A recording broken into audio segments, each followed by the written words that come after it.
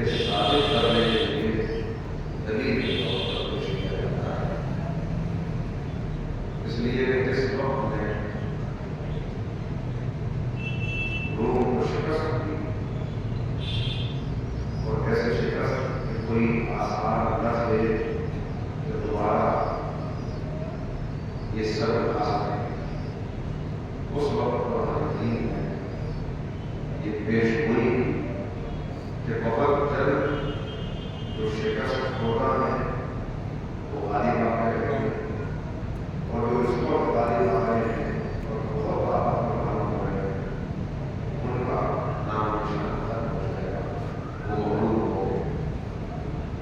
اور پھر اللہ رب العزت نے ان نشانیوں کا تذکرہ کیا کہ جس میں سے ایک نشانی کی طرف ہم نے اس وقت آپ سے اشارہ کیا، ومن آیاتہ ان خلق لکم من انفسکم ازواجا، اور اللہ کی نشانیوں میں سے ایک نشانی یہ ہے کہ اس نے تمہیں میں سے تمہارے جوڑ کے قرار دیے، وجعل بینکم مودۃ ورحمۃ، اور ان جوڑوں کو جمع کرنے کا، جوڑنے کا ایک میٹیریل ہے اور ایک مقصد ہے۔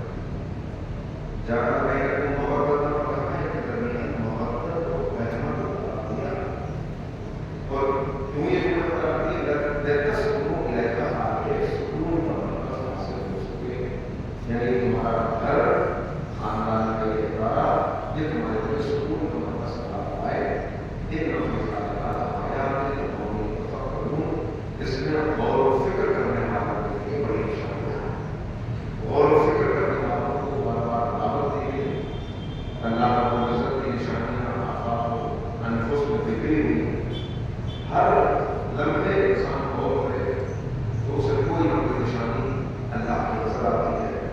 یہ چاند، یہ سورج، یہ درخت، یہ پہاڑ، یہ دریا، خود انسان کی ذات کے اندر پائی جانے والے مختلف نشانیوں میں سے یہ نظام آئے بدن، یہ سب اللہ کی نشانیاں ہیں۔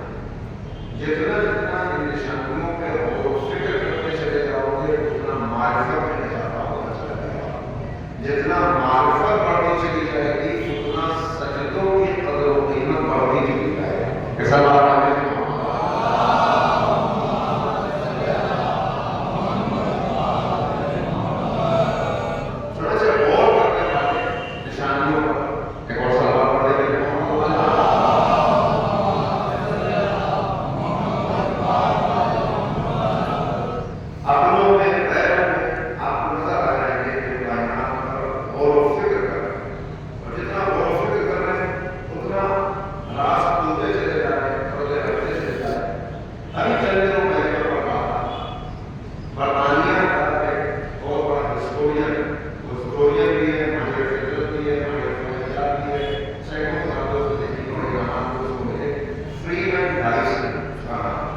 Freeman Dyson